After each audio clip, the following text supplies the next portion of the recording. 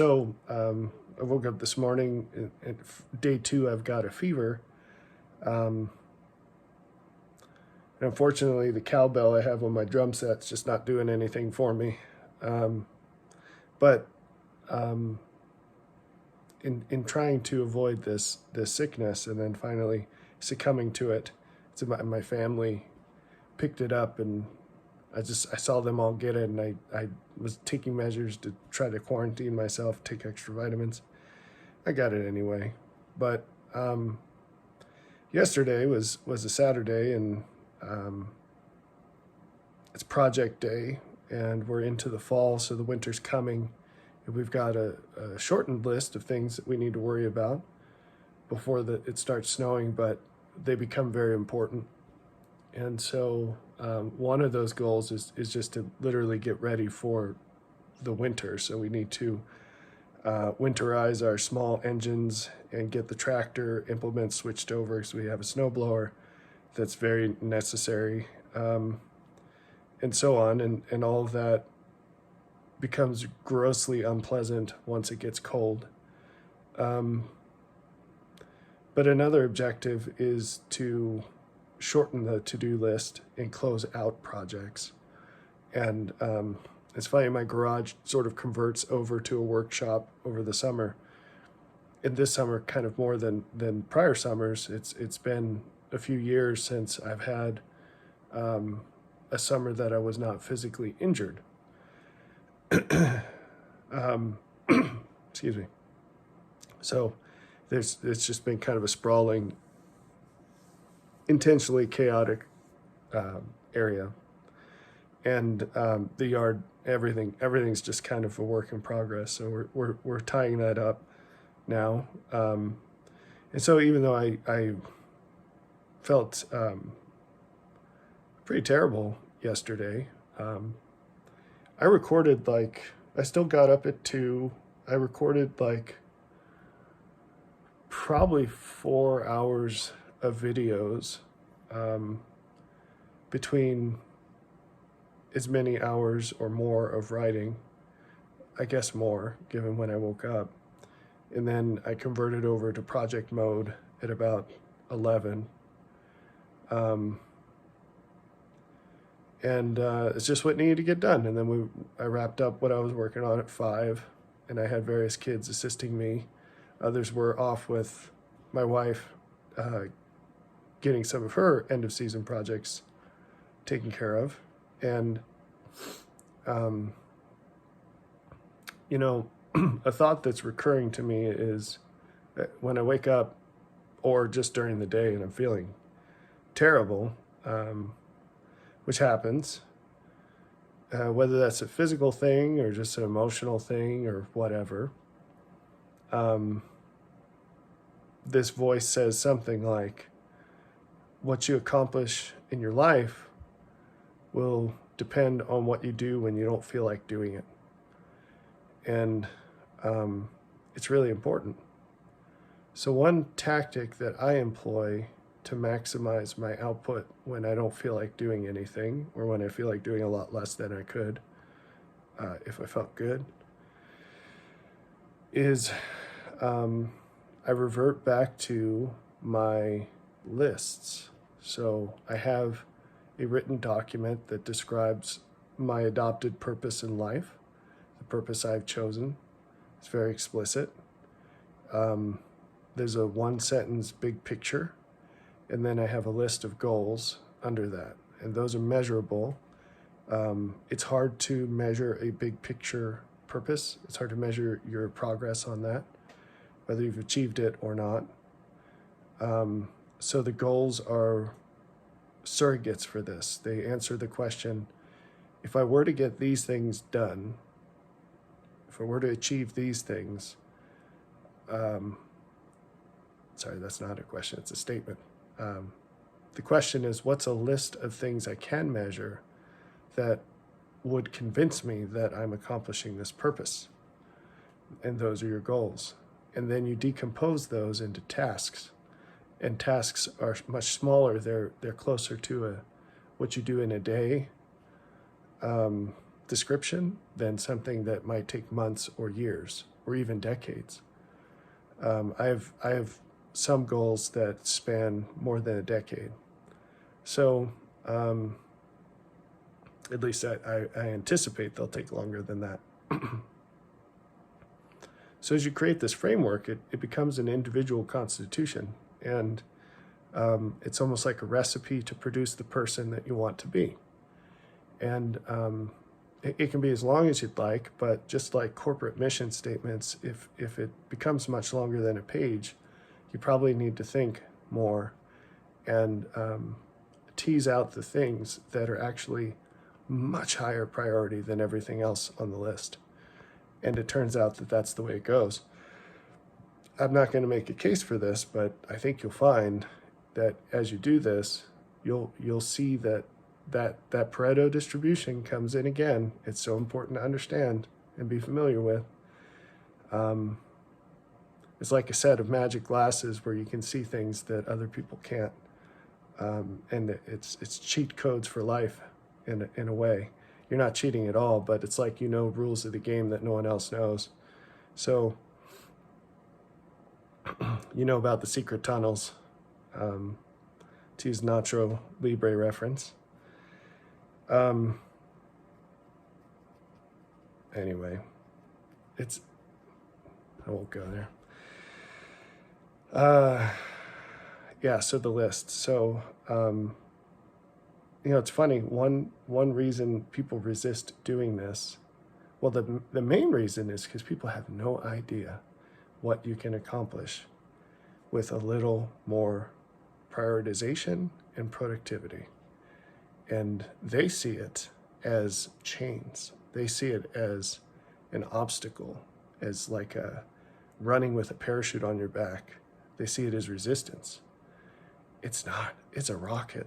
It's a rocket on your back, which also doesn't sound pleasant. But if your goal is to get there, it's wings on your shoes, That's a really important idea, but can't go there right now. But mythical characters, they had some of them, but there are a few. Mercury, for instance, but they had wings on their shoes.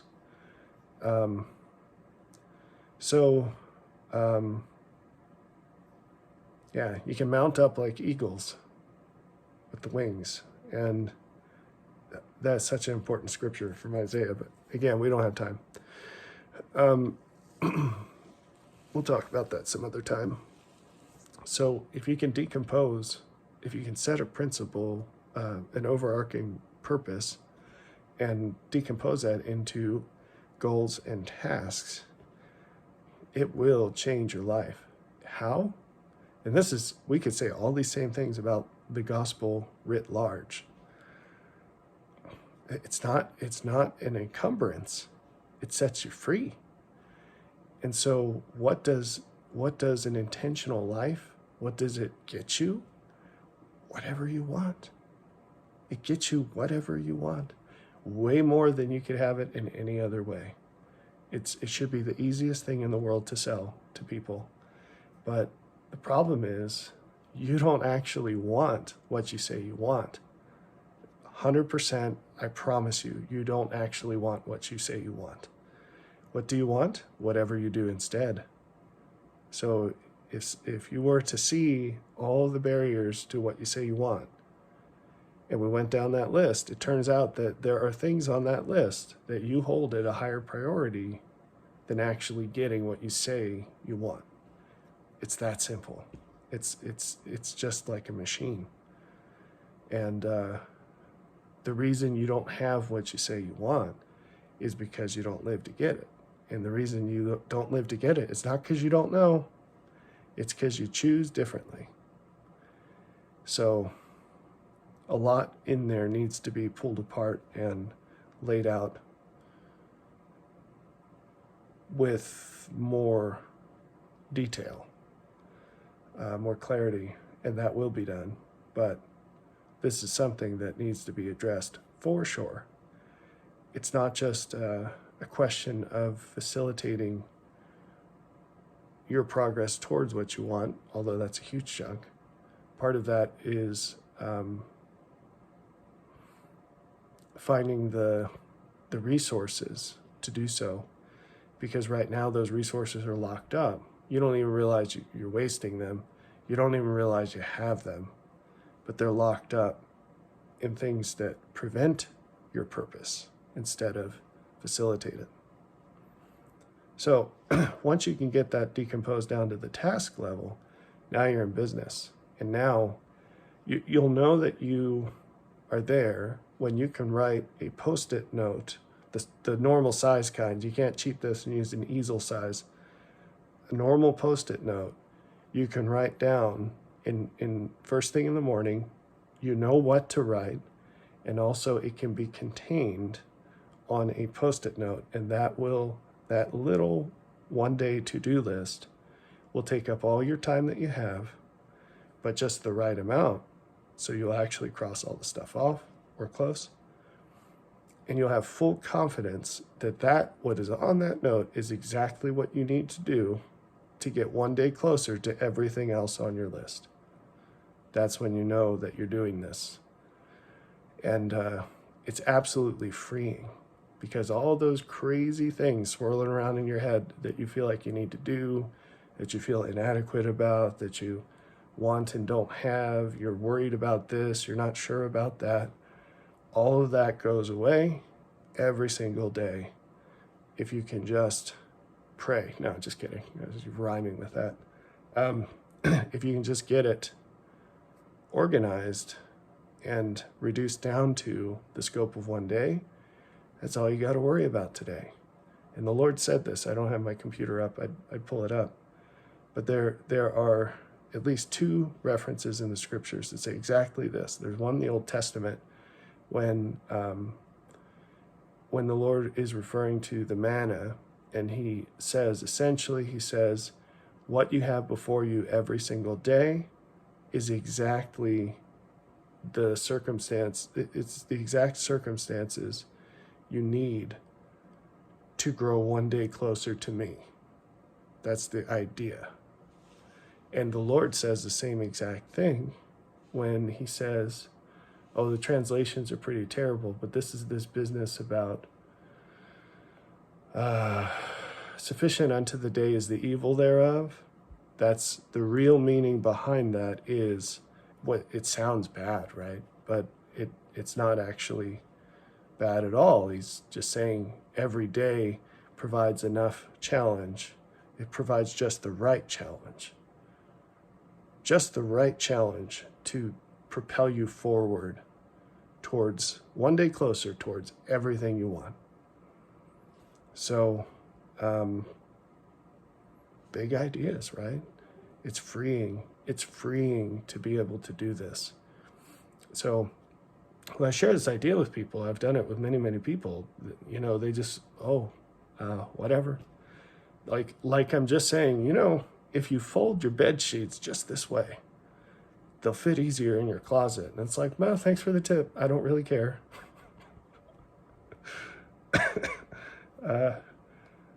But this is like telling someone how to breathe, and they're like, wow, I've never done that before. It's kind of a big deal. So there's nothing you can say to fully show just how big of a deal it is. It's something that has to be lived in order to see. And there are quite a few aspects of the gospel that are like that. But this one's a pretty big deal, because what we need to do to be disciples of Christ requires us to be more productive than anyone else who's not a disciple of Christ. The duties on our shoulders are heavier. And you might say, well, didn't he say, my yoke is easy and my burden is light? Yes, but that's from his perspective. And he's right. He's right. There is no easier way than the Lord's way. But it does not seem that way for those on the other side. It seems a heck of a lot worse. That's the truth. Why? Because everything in their value system is calibrated to right here, right now, how do I feel? There's no reason, there's no future outlook, there's no faith. So one measure of faith is how fully can you experience future emotions right now? Or even if you can't experience them, it's like, this reminds me of ketosis. So your brain, or your body, but primarily your brain, your brain uses more calories than any other organ, as far as I know. But it uses a lot of sugar, a lot of glucose. And when you eat, the first order of business is to keep your brain going, right? Because if that goes, everything else goes. And it's like a roaring fire, and you just have to keep throwing fuel in there to keep it that way. And your body has an emergency faculty for energy other than glucose, and those are ketones. And so keto people, they don't eat carbs, and so what they're doing is they're forcing their body into a starvation state. And that doesn't mean that they're not eating food. It just means that the glucose, that's the primary fuel, it's gone. Our bodies are kind of like a dual fuel generator, where it runs on gasoline and it runs on propane. And it just depends on what you've got. And probably those two do not have equal efficiencies. And in the sake of your body, in the case of your body, that's certainly the case. Ketones are not efficient fuel sources. And so that's why people on keto lose weight, because it's really hard to eat that many calories in fats and protein. Unless you drink oil, which I know at least one person who does. And frankly, I'd probably be doing that if I didn't have a supply of chicken eggs, fresh chicken eggs, and if I had a gallbladder, which I don't. So, anyway. So, shoot, why did I deploy that analogy? I can't remember. Ketones. Yikes, it was good. Hopefully you can go back. I can't pause it, and my phone doesn't support that. But it was good. So whatever we were talking about, the converting the one thing to the other, ketones are not as efficient. That's the problem. You have to eat more calories to get the same energy out, but also it just doesn't operate the same way, which is why your brain gets fuzzy when you go on keto at first. And then it actually gets a lot sharper because it's more constant. Glucose-based energy is up and down because it's so easy to consume. It's like burning paper in a fireplace. It burns real quick. And ketones are slow, so they're more constant. Anyway, I cannot remember where we were with that.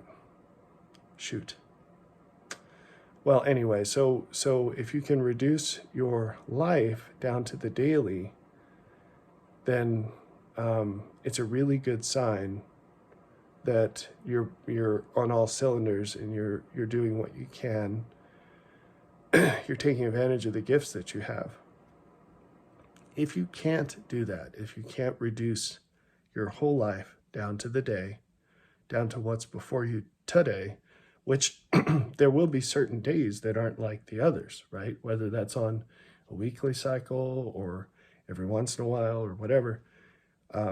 If you have a big family trip to somewhere, then obviously how you use that to achieve your purposes is going to vary from your daily routine if you have one, which I highly recommend. But also this is a powerful tool for people who maybe you have an intermittent job or something, but or you have a very young child and you're up with them regularly. If you have some circumstance in life that prevents you from having a normal routine, this purpose document, this can be just the thing to get you to the next level. Because it's like principles compared to rules. rules are specified to a certain situation. And you have to upgrade to principles to have something that's applicable across all situations. It's a generalized version of the idea. And it's like that. So if you have this purpose document, then you have everything you need to break it down to any day. So like if you wake up and your left leg's broken, cool. How do I adjust fire so that I can, sorry, that's a military term. In the military, there are several weapons that, there was a phrase for this, I don't know what it is now, that you can't really aim. So you aim it by shooting it, which is as fun as it sounds when you're on a range, not necessarily when you have to use it on people. But so for example, there's this thing called a Mark 19, and it's loads of fun, highly recommend it. So these are typically, they're vehicle mounted. So imagine this, a giant, you know those, probably seen them in the movies, there's grenade launchers where they go boop, right? Boop.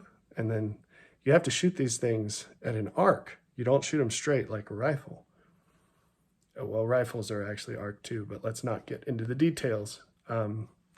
So, you know, you can, on the rifle mounted version of these, they have a sight and you can kind of aim it, but it's funky because you have to aim it up a lot. So the sight is like you're looking this way and the rifle's like this.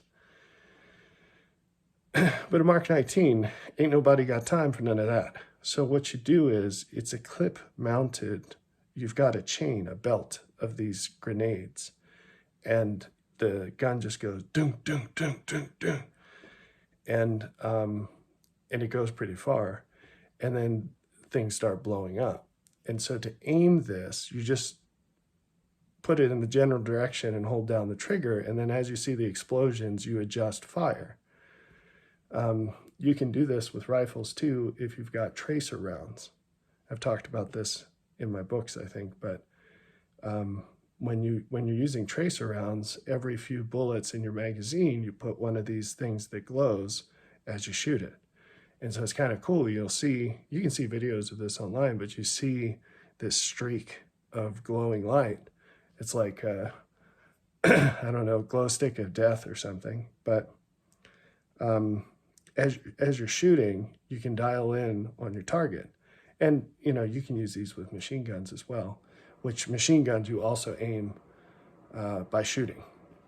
So a lot of times in life, we also have to aim by shooting. And that's where this phrase adjust fire, that's one application of it. So you have to adjust where you're shooting, how you're shooting, etc. So, yeah, as you're going through life, there are many times and places where you have to adjust fire.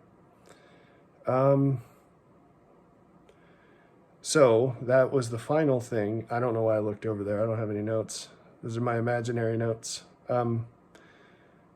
The final thing I want to say is the applicability of this is another aspect of the freeing nature of writing a life plan and living it. And this is, I had one person say, and I know many others have thought, they said, you know, they read, which book was it? It was The Glory of God is Intelligence. This person said, I said, what do you think? And they said, this is both the most freeing and the most terrifying thing I've ever read in my life. I said, okay, then you got it. We had some good conversations. And then unfortunately, this person kind of went off the rails and did some really terrible things. But yeah, for a moment, it was a beautiful thing. So a lot of things from the Lord are like that. They are the most freeing and the most terrifying. And this idea of writing a life plan and living by it is certainly one of them, because it's pretty high on the list, in fact. Because what it does is it empowers you to get marvelously closer to anything that you want, to accomplish amazingly more than you could ever otherwise do, and to feel way better while doing it than you otherwise could. But it also makes you responsible for your own life. So specifically, because you truthfully apply that in many ways to this. But what I really want to focus on, and my point here, if you don't like what that thing says, you have the power to change it. And if you don't, it's your problem. So it's one thing for some person to tell you, you need to do this, you need to not do this, right? It's another thing to say, I told myself that I'm going to do this, and I committed. Like, I said, this is what I want. This is truthfully how I think I'm going to get it. It's a plausible plan. And, you know, people think faith is like leaping off a building or something. No, it's not. It's putting down the first brick and understanding and believing that at the end of that chain of bricks is a building, and that's the building you want. And if you want a different building, then you put down different bricks. Or if you don't want a building, if you just want a shack, you go get some cardboard, right? Or some trash or whatever. You make yourself a trash shack. But that's what you choose. That's faith. And so reducing these things down to the daily level, now all of a sudden it's plausible. Maybe no one else in the world thinks you're going to get there, but you have a plan, and you really believe that that's what it's going to take. And the Lord can help you if you're like, you know, this is what I want. I have no idea how to get it. Or no one I've ever met has achieved what I'm trying to do. There was a time where it was hard for me to believe what others think is impossible. It is not hard for me anymore. Why? Because when I look back on my life, it's a never-ending chain of things that people said are impossible. So just specifically at work, for example, my company, we've been at it for 6 years now, I think. But this is work that I started thinking about in 2010, maybe 11, and worked hard at the very first brick of this building as a grad student for years. And, you know, that was in a field where I was brand new. I was the new guy. I had no idea what was going on. But with those beginner eyes, I saw problems that other people were afraid to look at. And instead of backing away from them, I said, no, let's charge right into this. We can do this. We can fix this. And along the way, there were people who, most people just said, this can't be done, and you're an idiot. A lot of people were willing to walk along with me for a time, especially if I was willing to pay them, much more than they were worth, to give them a shot. A shot at something new. They weren't in it yet, the field. But it's just for a time, and they too would become overwhelmed and kind of turn away. But I stayed at it. And now there's a whole pile of things that we've done that no one has ever been able to do. Now, the commercial value of all of that, that's a different question. It's a different set of problems. But from a scientific perspective, I've seen too many supposedly impossible things done. And that's just a very narrow slice of time and space in life. There are many, many, many, many other things. I made another video, I don't know when it's going to be out relative to this one, called The Fruits of Faith Are All Around or something like that. And that's not even lengthy, but I just point to random things I'm saying out in my yard. I'm like, people said that was impossible. People said that was impossible. I'm like Oprah giving away cruise ship trips or whatever she was doing on that clip, that famous clip. So the way that you can start down a path that leads to an impossibly good outcome is you formulate a plausible path. So I wrote a book years ago called Through Faith that talks about all this stuff, probably not in the same, with the same feel, we'll say, because it's different just talking to a phone. I was going to say somebody, but than it is to try to write things up. But these ideas are not new. They've been out for years. And very few people have even begun to scratch the surface of the positive effects that can happen in your life by applying these principles. It's huge. So let me just rant a little bit more about making changes and then we'll cut this off. So if you don't like where you're going, you should change where you're walking. And most of the time that includes changing where you're facing, right? Because you can't turn another way. You can't walk a different way unless you turn another way, unless you're doing some weird, I'm not looking where I'm walking thing, which has its own downsides, obviously. So if you don't like where you're going, then you should make changes to where you're facing and how you're walking. If you don't like how fast you're going, because you're going too fast, or I think most people don't like that they're going too slowly towards what they want, walk faster. Walk faster. And I hit on this in another video, but look at your efficiencies, because if what you want is X, and you're looking at this and you're saying, at my current pace, this is going to take more years than I have left. And by the way, we slow down as we get older. Just look around. This is one of these things that ought to be obvious, but everyone pretends like, what? I didn't know people get old. I didn't know that. Okay, if you know some older people who, excuse me.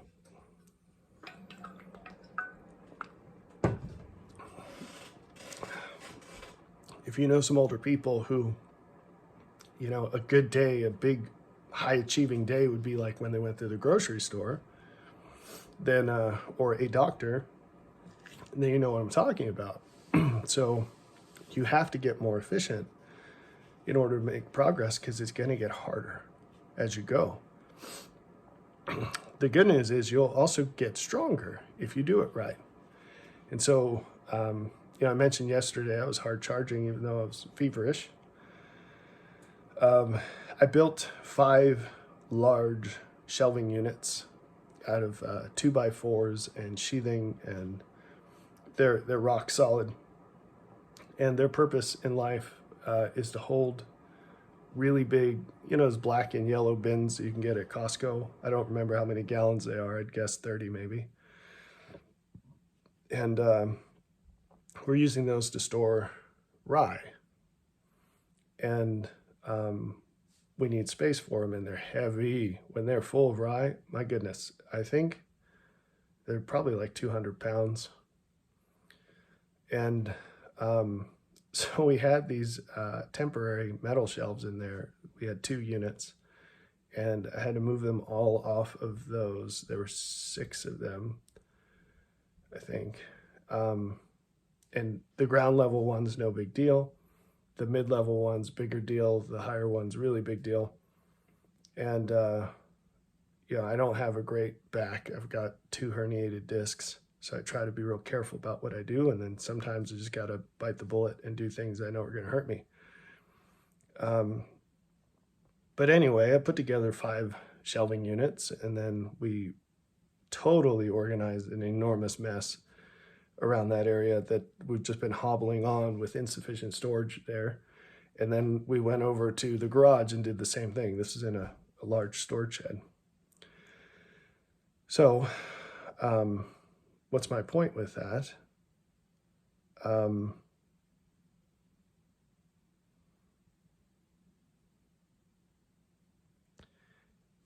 I didn't want to do any of that, but it was on the list. It needed to get done. It was actually overdue.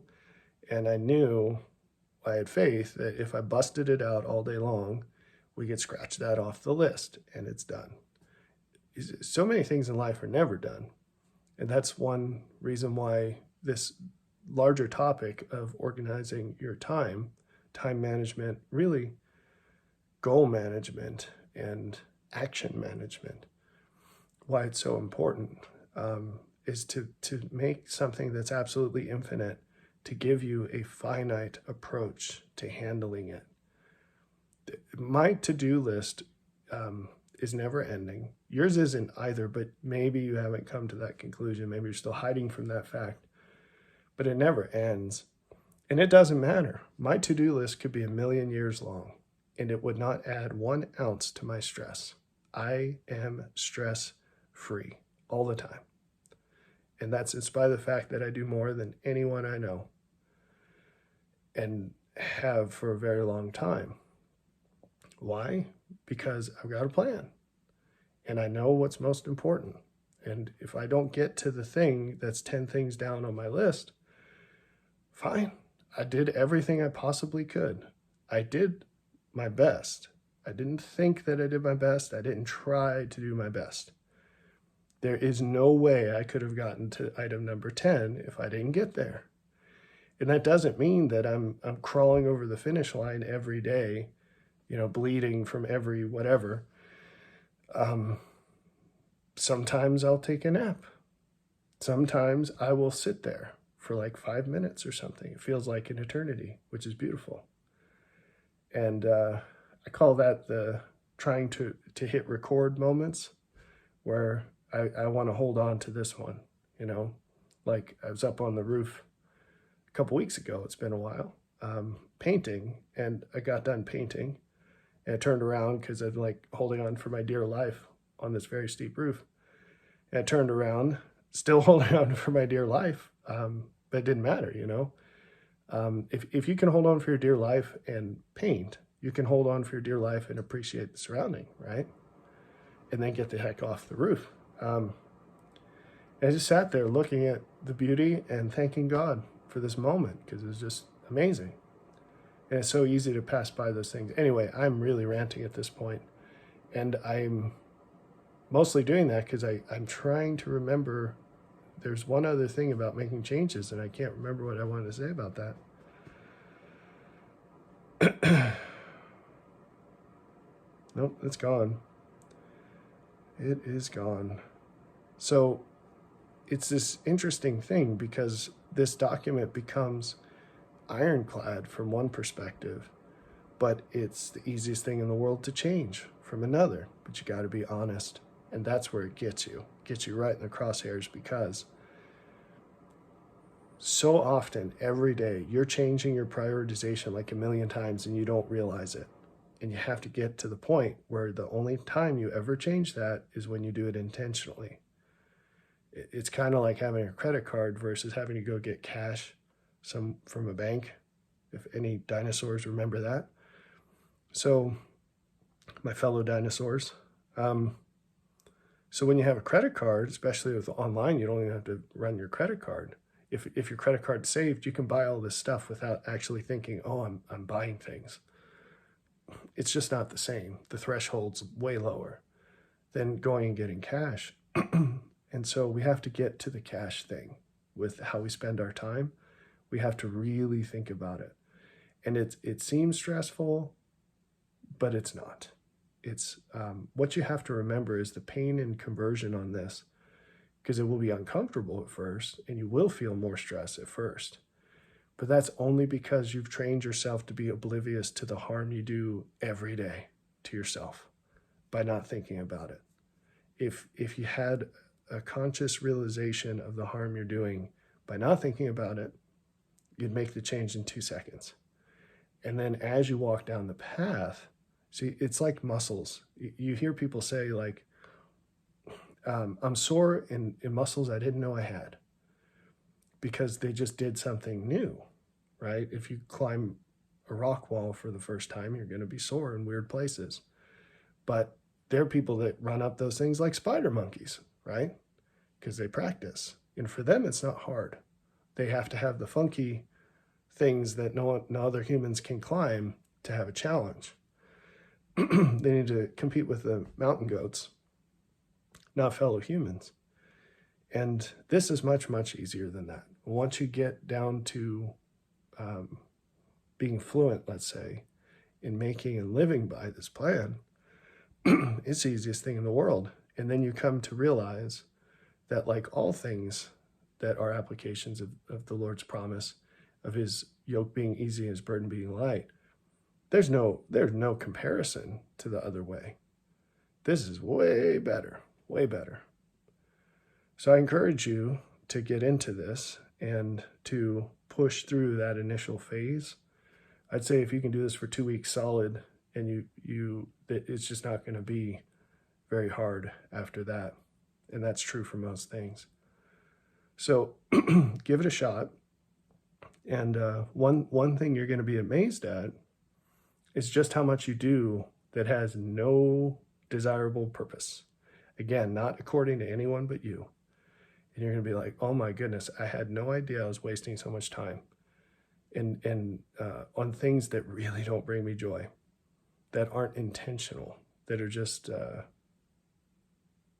basically make a pile of money and burn it, either with actual money or your time, mostly your time and your emotional energy being spent on things that just don't matter.